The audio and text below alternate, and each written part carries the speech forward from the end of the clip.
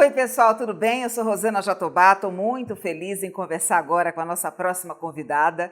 Ela é diretora da Confederação Nacional da Indústria e coordenadora da Mobilização Empresarial pela Inovação, MEI. Seja muito bem-vinda, Giana Sagazio. Tudo bem, Giana? Que prazer recebê-la aqui no nosso festival. Tudo ótimo, eu agradeço o convite, estou muito feliz em participar aqui do festival junto com vocês. Para começo de conversa, eu gostaria que você trouxesse aqui para a nossa audiência de que forma você classifica a indústria hoje no Brasil. A gente sabe que nas últimas décadas ela vem perdendo relevância em termos do nosso PIB brasileiro. Qual é a sua avaliação, Giana? A indústria, para o Brasil, ela é o setor, eu diria assim, mais importante para dinamizar a economia brasileira. A indústria hoje no Brasil é responsável por 20,4% do produto interno bruto. Né? Ela gera 69,2% das exportações brasileiras, né, de bens e serviços, 69,2% do investimento empresarial em pesquisa e desenvolvimento, também é responsável por 33% da arrecadação dos tributos federais e por 31,2% da arrecadação previdenciária.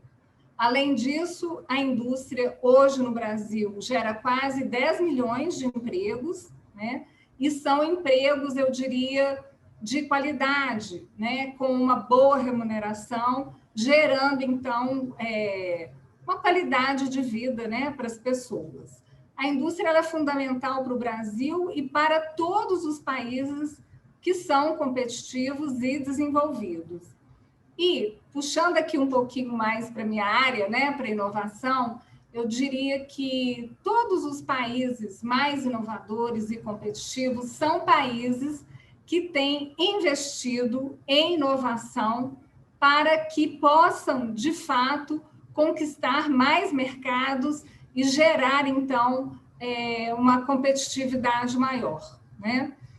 Hoje, o Brasil não se coloca muito bem nos rankings internacionais, né? Nós, especificamente, participamos do Índice Global de Inovação, é reconhecido como o principal relatório de inovação no mundo, né? Para a área, é feito pela WIPO, né? Agência das Nações Unidas para a Propriedade Intelectual, pelo INSEAD e pela Cornell University. E nesse ranking, só para dar um exemplo, nós estamos em 62ª posição, em 131 países, né? Então, vocês vejam que essa posição não é compatível com a importância da economia brasileira, que apesar de termos caído, né, nesse último ano de posição, somos a 12ª economia do mundo.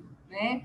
Então, existe aí uma defasagem entre a nossa economia e a posição que nós ocupamos na inovação, que é, eu diria assim, a parte mais importante para dinamizar e fortalecer a indústria e a economia brasileira. Nesse mesmo ranking, nós caímos 15 posições nos últimos 10 anos. Esse é uma informação. Uma outra informação relevante para dar um contexto, né, de como estamos em relação ao mundo é o investimento que é feito pelos países, tanto pelo governo quanto pelo setor empresarial, em pesquisa e desenvolvimento. Os países da OCDE hoje investem acima de 2% do PIB. Nós temos países como Israel e a Coreia que estão chegando por volta de 5% do PIB. E agora, com a pandemia, né, isso também reforçou as políticas públicas, né, de longo prazo desses países e o volume dos investimentos. O último dado disponível que nós temos do Brasil, eu digo dado oficial, é de 2017, e nós estávamos investindo por volta de 1,26% do PIB em pesquisa e desenvolvimento. Ou seja, nós também estamos bem aquém do volume de investimentos, né, dos países nessa área que é fundamental, eu diria, para tanto fortalecer a indústria quanto para fortalecer a economia dos países, né? Hoje, se a gente considerar os contingenciamentos que foram feitos, né, nos orçamentos do Ministério da Ciência, Tecnologia e Inovação, também, né, o contingenciamento feito no Fundo Nacional de Desenvolvimento Científico e Tecnológico, que no ano passado chegou a ser da ordem de 90%, eu calculo aqui, uma estimativa minha, né, que a gente deve estar investindo por volta de 0,5% do PIB em pesquisa e desenvolvimento, e isso é muito pouco, né, tanto para a gente enfrentar a crise, né, que foi gerada pela pandemia da Covid-19, quanto para que a indústria possa se fortalecer e voltar a crescer, né?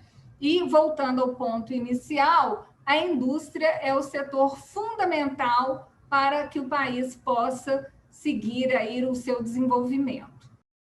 Agora, Giana, há mais de 20 anos eu ouço falar dessa questão do descaso com investimento em ciência e tecnologia no Brasil.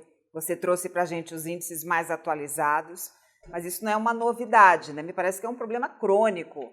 Quem acompanha o noticiário sabe que essa é a grande queixa para realmente a gente ter um crescimento industrial robusto. Que iniciativas você traz para a gente da CNI nesse sentido, se, por um lado, a gente não pode contar, de fato, com políticas públicas para o fomento da indústria no país?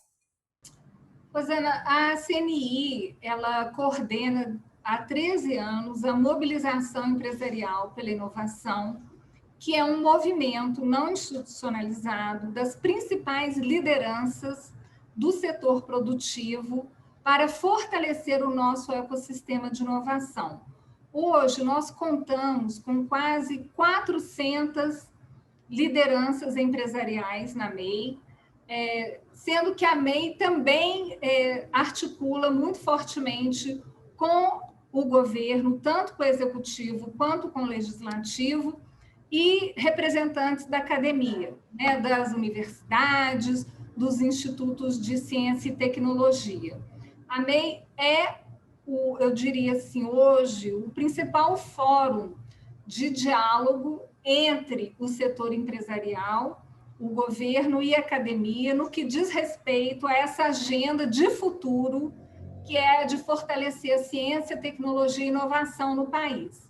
Então, ao longo desses 13 anos, nós temos cada vez mais lideranças empresariais se engajando nesse movimento e trabalhando com dois principais objetivos. O primeiro é o de contribuir, né, com o governo na formulação de políticas de inovação de longo prazo, políticas eficazes e que tragam resultados de fato para o nosso país, como, por exemplo, melhorar a nossa posição nos rankings internacionais, que são uma referência para investimento direto no país, por exemplo, né?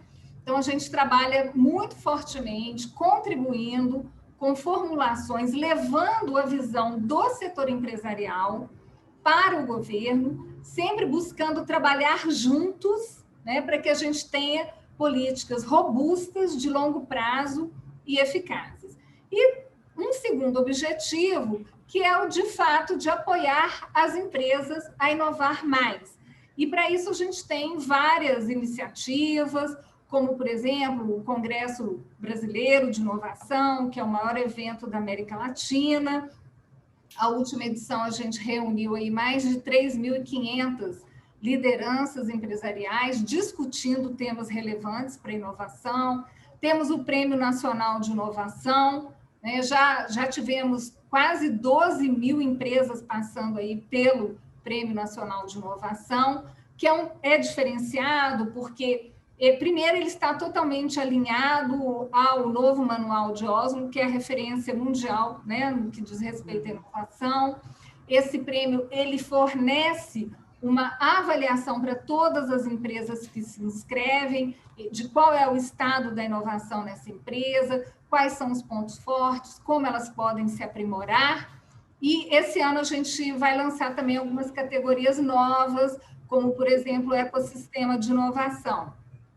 Além disso, nós temos o MEI Tools, que é uma publicação, na verdade, ela está disponível online, é uma publicação que é atualizada quase que em tempo real e reúne mais de 120 instrumentos para apoiar a inovação de mais de 50 instituições no Brasil que possuem instrumentos para apoiar a inovação empresarial. Então, a empresa que deseja inovar, ela pode ser uma grande empresa, uma média empresa, pequena empresa, de qualquer setor, ela vai encontrar informações relevantes, né, para que ela possa, de fato, fazer os seus projetos de inovação e avançar.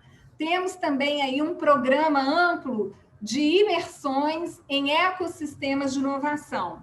Nesse programa, nós já fizemos mais de 25 imersões em vários países, no Brasil, nos Estados Unidos, em Israel, em vários países da Europa, Alemanha, Itália, Suíça, Suécia, China, citei Israel, né? Então, várias imersões em que nós levamos executivos e executivas das empresas para conhecer como funcionam esses ecossistemas de inovação.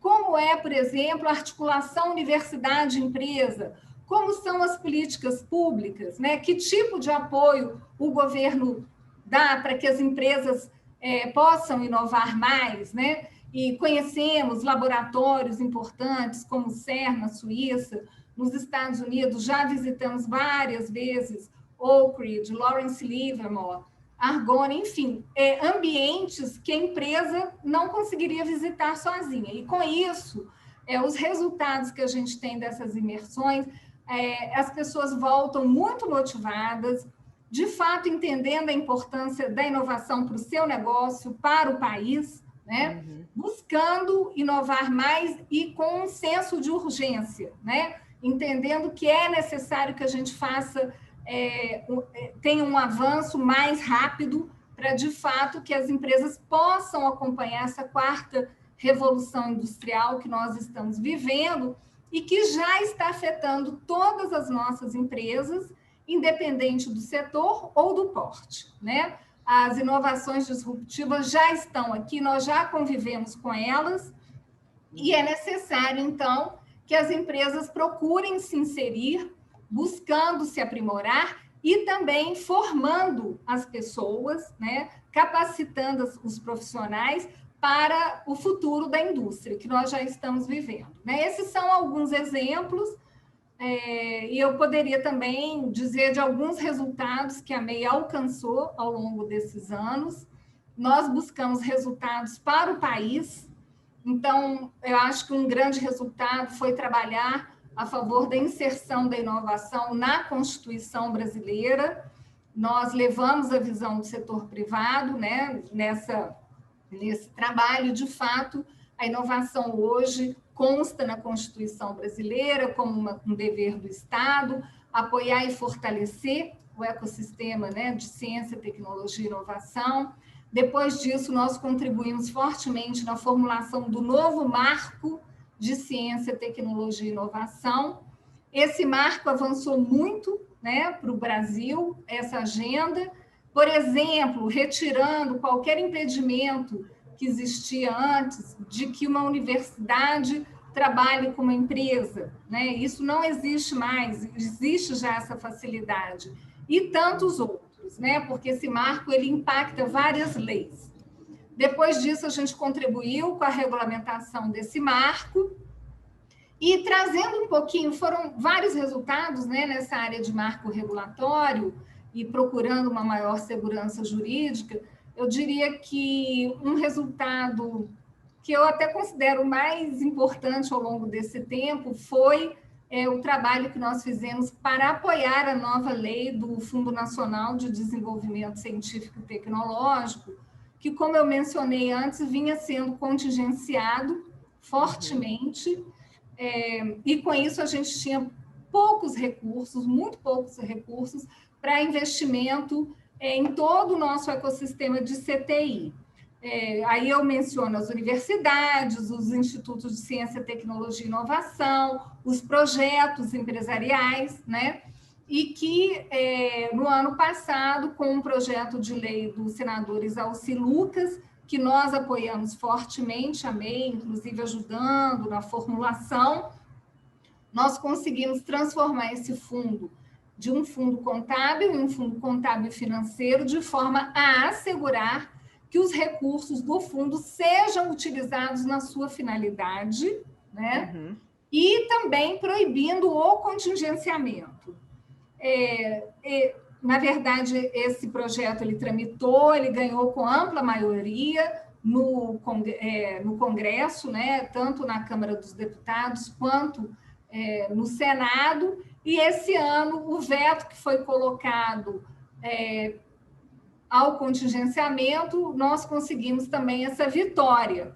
Com isso, a gente está liberando por volta de 7 bilhões e 200 milhões do fundo para que isso seja, de fato, investido no nosso ecossistema de ciência, tecnologia e inovação, e tanto as empresas quanto as universidades, a academia em geral, irão utilizar esses recursos para que a gente possa, de fato, fortalecer aqui a inovação empresarial e as pesquisas que são tão importantes, né, para que a gente tenha, de fato, a pesquisa aplicada pelas empresas, né, no mercado.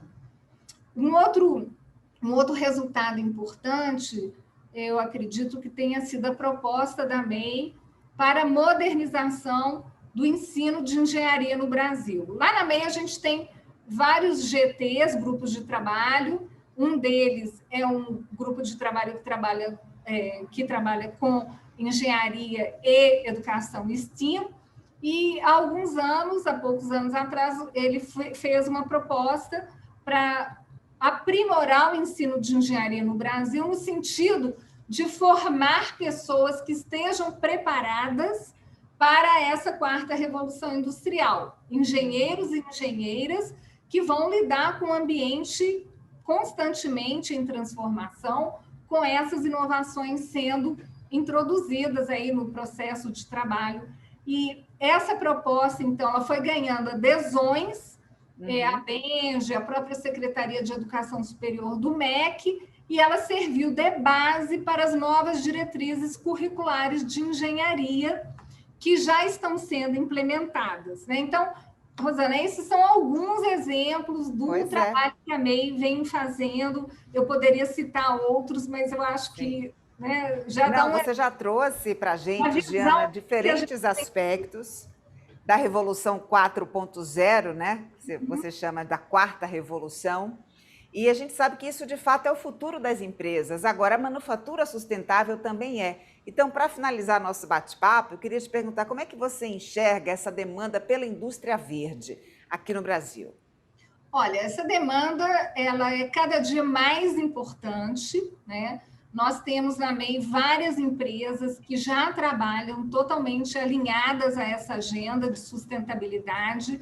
A própria Klabin, né, é um grande exemplo disso. E esse tema ele é tão importante que ele entrou para a agenda da MEI esse ano. Então, nós teremos um trabalho específico, né?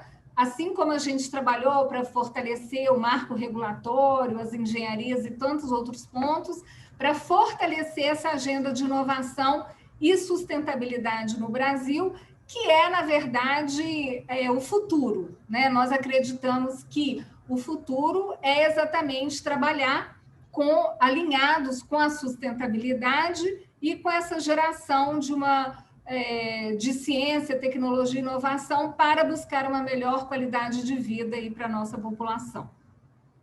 Giana, quero muito te agradecer a sua participação aqui no nosso festival e quero te encontrar numa próxima oportunidade. Parabéns e sucesso aí no trabalho com a CNI, tá bom? Obrigada a todos. Tchau, tchau. Todos convidados para o Congresso de Inovação esse ano, tá? Com certeza. Tchau, Giana. Tchau.